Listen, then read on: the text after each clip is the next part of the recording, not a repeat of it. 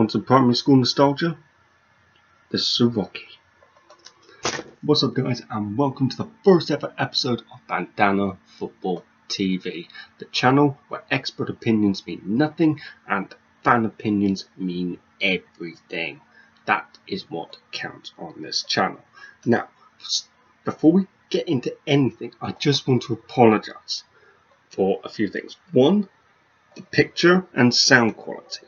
I am filming this on my laptop. I don't have a proper setup yet, so you're going to have to bear with me on that. If this channel really gets going, if it really starts getting the subscribers and the attention, then I will probably go for some okay equipment to bring you better quality picture and sound. If it doesn't, then I'm probably just going to continue recording on my laptop here.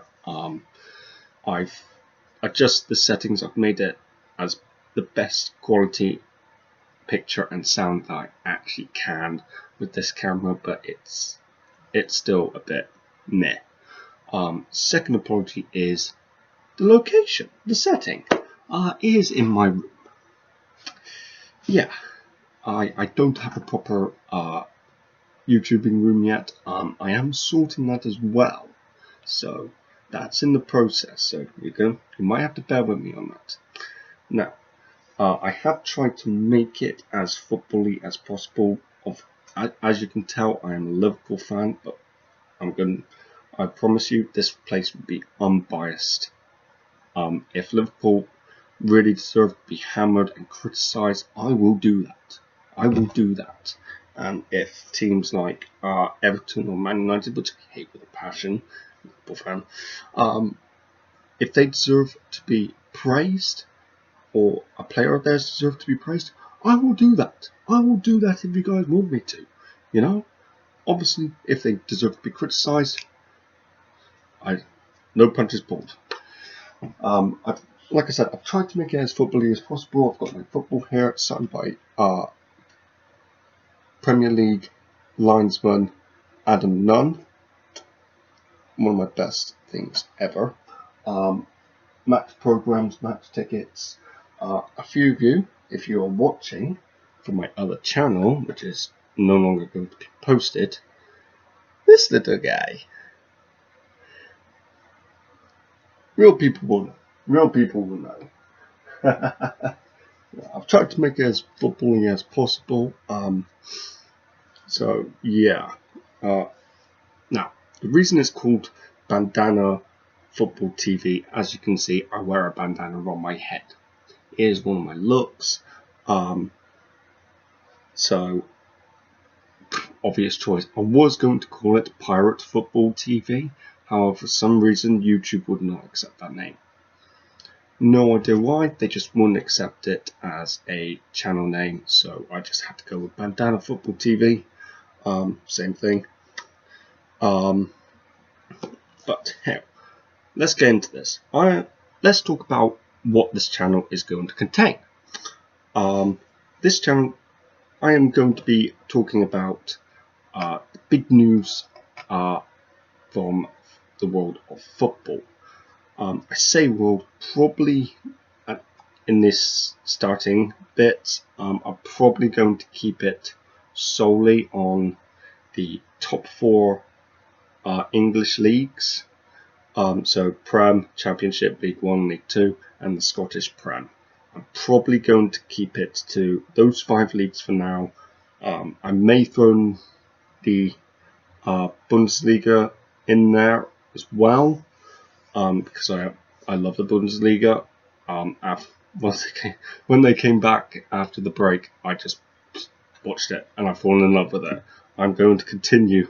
I'm going to be one of the very few people continue watching the Bundesliga when the Premier League comes back, honestly, which will be one of the subjects in this video, so wait for that. We will have opinions from you guys. I want to hear your opinions on the subjects we talk about. So there'll be something I'm going to ask you later on in the video. I want your opinion on that.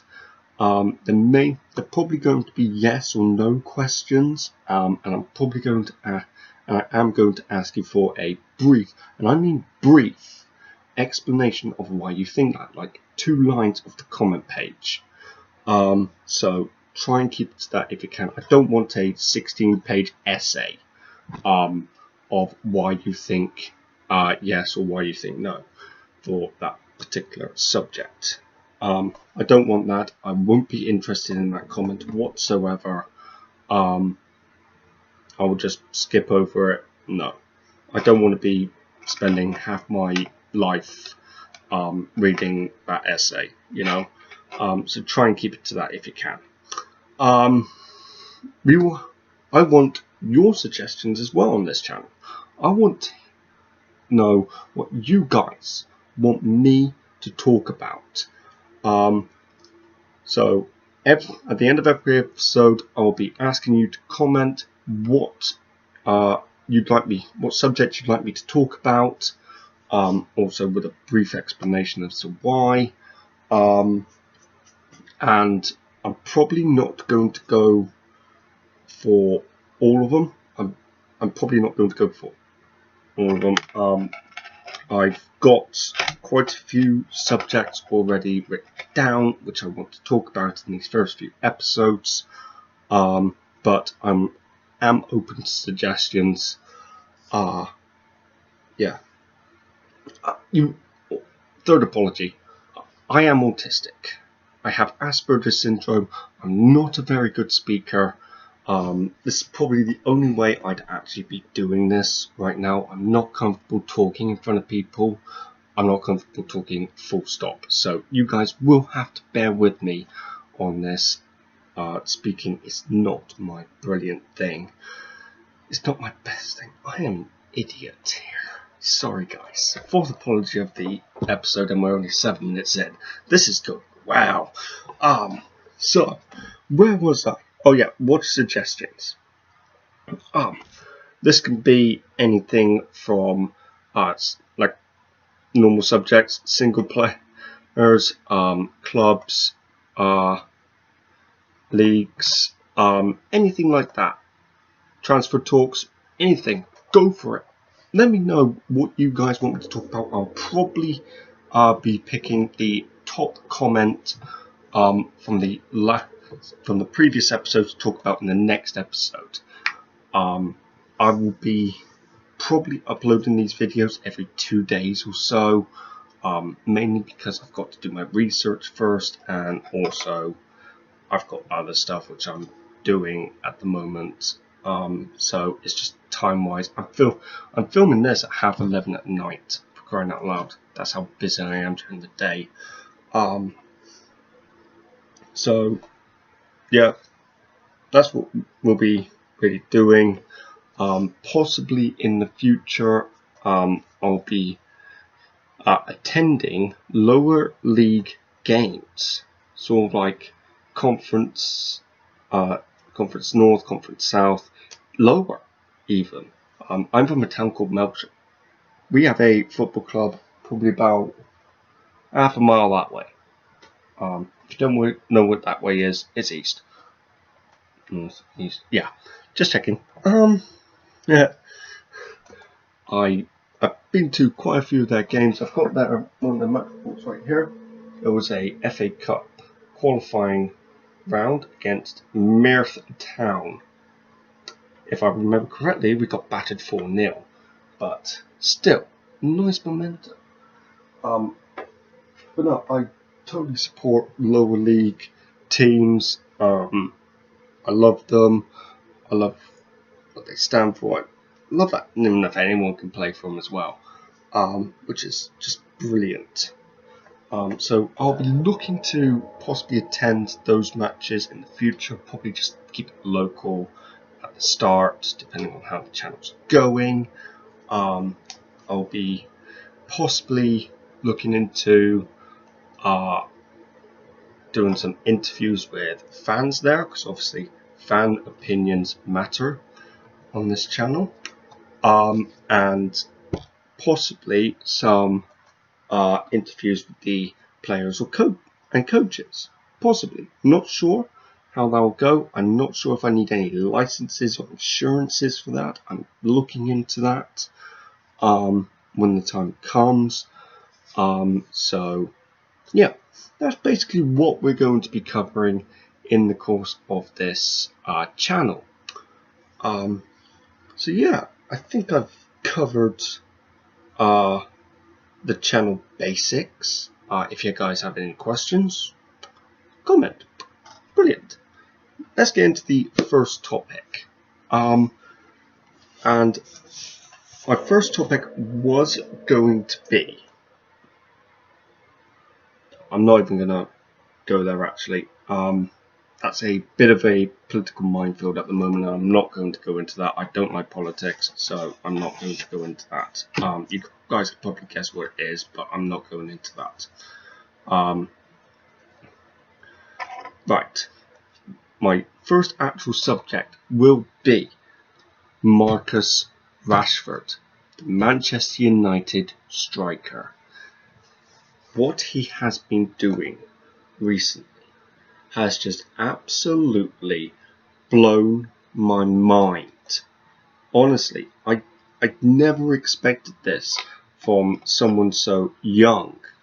You know, he in like the past year, his charity has raised £40 million to feed 400,000 people living in poverty.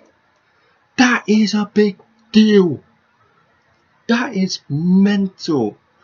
And when I've been reading all of this, I was just like, whoa, really? Why haven't we been hearing this? Mainly because there's a bit of a virus going around, but why haven't we been hearing about this? You know, why haven't we? This is only just coming out in the past week. And I got a bit annoyed that it hadn't come out earlier, but it's just absolutely mental. According to my sources, he learned sign language from scratch to judge a poetry competition at deaf school. I mean, how much kinder can you actually get on that? I'm personally, that's hit home for me because I am learning sign myself. I work security and I'm learning sign to be able to communicate with everyone who goes to sports and clubs and stuff like that.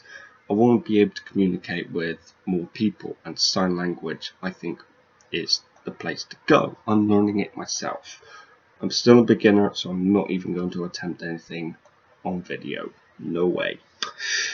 But most recently, like today, it has been announced that the government, thanks to Marcus Rashford's campaign, they will continue to supply free school meals for children. And they have pledged £120 million. How far that is true, I am not sure. I've literally done my research on Rashford like half an hour before this, so it's still a bit hit and miss at the moment. I'm not sure on all the statistics, but his persistent campaigning to the government to keep the school meals, because they were going to abandon them, you know. His persistent campaigning changed their minds, and he has just done so much, and all of this is now just coming out. And I hate Man United with a passion. I hate Man United players with a passion, you know. But I always give credit where credit is due, and he deserves every single gram that he can get. He deserves it all. He deserves everything, you know. And it's just amazing of what he's actually done. a lot of people I have seen on social media are now calling for him to win Sports Personality of the Year. And if I'm going to be honest, guys, if he is nominated for Sports Personality of the Year, I'm voting for him. I am voting for him. Forget achievements in sports. Mainly because Man United weren't doing that well before the break. Forget all that. This is what makes a sports personality. The work that they do outside of sport. You know, it's not all about those achievements. It's about this sort of thing. And if he is nominated for Sports Personality of the Year, instantly he gets my vote, and I hope he bloody wins. I do hope he bloody wins. It's just brilliant. For a Man United player, unbiased. Right. I think this is now the 5th or 6th apology of this episode. You guys will see me looking down over here quite a bit, and that is because here are my notes. Here are my research notes. I have to do my research because obviously it's the news. I've got to make it as accurate as I possibly can with the information that I've sourced. So I've got to make notes, and I've got to keep on looking at them to make sure I get things right. I don't have an auto cue like a high-end guys. We have a much smaller budget here at Bandana Football TV. Yeah, I'll show you the budget.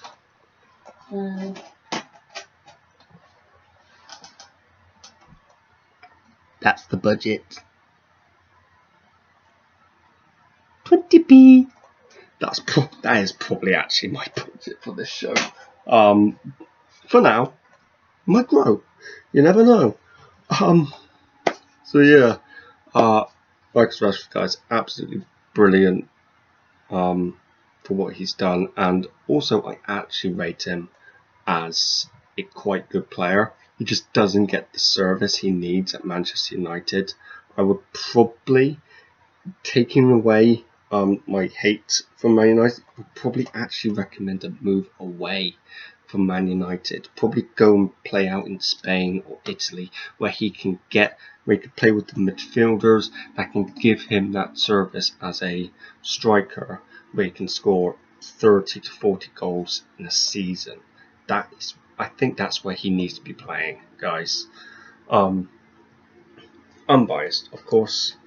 I keep saying unbiased. 7th apology of the episode. 18 minutes in, first episode. We're doing well. Alright, guys. We'll get into the next subject here. My bloody pen all over the place. I'm an idiot. Now, the biggest news of them all, in the past 2 weeks probably, is the return of the Premier League. That was too creepy. I'm sorry.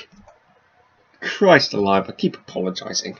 Now, it was announced a couple of weeks ago that the Premier League will return to play on the 17th of June. Exactly 100 days after the last football was kicked.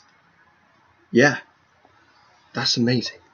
Exactly 100 days since the last ball was kicked in the Premier League. I am so excited, guys. I am really excited. On the 17th, it kicks off with Aston Villa versus Sheffield United, 6 p.m. UK time. Gonna be honest, probably could have picked a better game as the opener. But hey, I'm not complaining no more. I'm not complaining about these types of games anymore. I have missed football so much over the past few months. I started cooking. Yeah, that's how bored I got. I started cooking. Villa Sheffield United. Sheffield United absolutely blown us away this season. Wilder, your manager of the year for me. Villa obviously struggling towards the bottom end of the table. Going to start needing the results now. Otherwise, it's bye-bye for them. Straight after that game at 8:15 UK time, it is City Arsenal. That's a bigger game. That's more like it. Big hype around that one. The return to the Premier League. This is just brilliant. Now, I've done my research on this, and between the 19th and the 3rd of July, there is at least one game every single day, apart from on the 26th. No idea why. They just decided to have a day off. Why? We've had 100 of them. Why have another one? Now, this is the big question surrounding this topic. Should the Premier League have returned? Should the Premier League have returned? Good English here on Bandana TV. Bandana Football TV. I'm messing up my words. Sorry guys, autistic. Now, this is a question I am putting to you guys. Should the Premier League have returned or been null and voided? Should have returned or should have been null and voided? That's the question. Either it's going to be top right with the little I symbol. Hopefully I can set that up. If it's not there, then comments down below. Should it have returned? Or should have been wiped out completely? Opinions down below, please. Now, I will give you my opinion on this, and I will explain why. I think, yes, the Premier League should have returned, and this is unbiased. I am cancelling out my love for Liverpool here. Ignore that. Ignore that. Ignore that. I am cancelling out that for these reasons. My reason being is the financial implications of null and voiding the season. I've done my research on this, guys, and it is estimated that the Premier League would have lost a total of around £890 million in TV rights. £890 million. Now, that is a big amount for any club, you know. To be honest, guys, probably the likes of Liverpool, Man City with their oil bosses, Chelsea with Roman Abramovich, Manchester United, possibly Everton and Newcastle with their new takeover. That might be a subject for another episode. Possibly would have survived the financial crash of it all. But teams like Norwich, teams like Sheffield United, Villa, Bournemouth, the teams that I really actually enjoy watching their football. I love watching those kind of teams' football. They would have had serious financial difficulties. They don't have the big money backers of the top 6, top 7 clubs in the league. They are small owned, and they wouldn't have survived. There was literally no way those kind of teams would have survived, and obviously no sort of like hurt on those types of teams. Those are just examples which I thought of, you know, and it's just I don't want to see those types of teams go.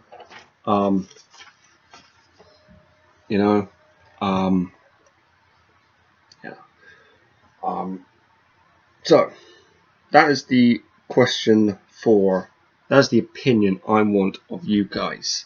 Should the Premier League have returned or be null and voided? opinions down below. You matter. Now, the Premier League will return behind closed doors, and they are planning on having fan sounds over the tunnel. Now, that was kind of like a bit odd to me until I watched it in the Bundesliga, because they've already started it, and is even weirder than I anticipated. You see them score a goal, the volume raises, the fans start cheering, and then you just get a small glimpse of the stadium, and there's no one there. There was no one there, and it was weird as hell to watch. Oh, by the way, guys, I'm saying this right now. The Tunnel man at Schalke needs a pay rise. I was watching that game the other day against Bayer Leverkusen, and that guy was brilliant. There was jeering at the referee for making wrong decisions. There was when Schalke scored, huge really sound burst. It was absolutely brilliant to listen to. That guy deserves a pay rise immediately. Get justice for him. Now, I've done my research on this, and apparently all games will be televised. Obviously on BT and Sky, but apparently BBC are going to be taking over some games. Amazon will be having some games as well. And I think I've heard this correctly. ITV will be also taking some games. Beware of those adverts, people. But yeah, no, I am very happy to have them back. They are doing COVID tests like mad every sort of like 4 days or so. And I've got some information on that here. As of Thursday the 11th and Friday the 12th of June, 1,200 players and staff were tested, and only 2 came back positive from 2 different clubs. There are no specifics on that whatsoever. We don't know the name of the players, we don't know the clubs where they were positive. But I've had a look at it. No more than 6 at a time have been positively confirmed, and I apologise if I'm fixing my hair bandana a lot. I have not had a haircut since before Christmas. My bandana no longer fits properly. I'm lucky I've got this one on, okay? But no, they are testing like the wind. I think that there's going to be one either in the next few days after the next couple of matches on the 17th. So I think so. I'll be having a look at them, getting those results, and updating you guys. But no, if you have enjoyed this, if you think this might be for you, or think it might be for one of your mates, hit that subscribe button, share it about, show your mates. Obviously we don't have the big setup here, we don't have the graphics or anything like that. Editing is on its way. I've got a new editing program. My last one was absolutely terrible. I couldn't get anything done on it.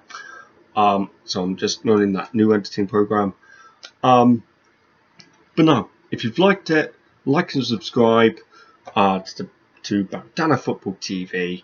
And remember, guys, on this channel, pundit opinions mean nothing, and fan opinions mean everything.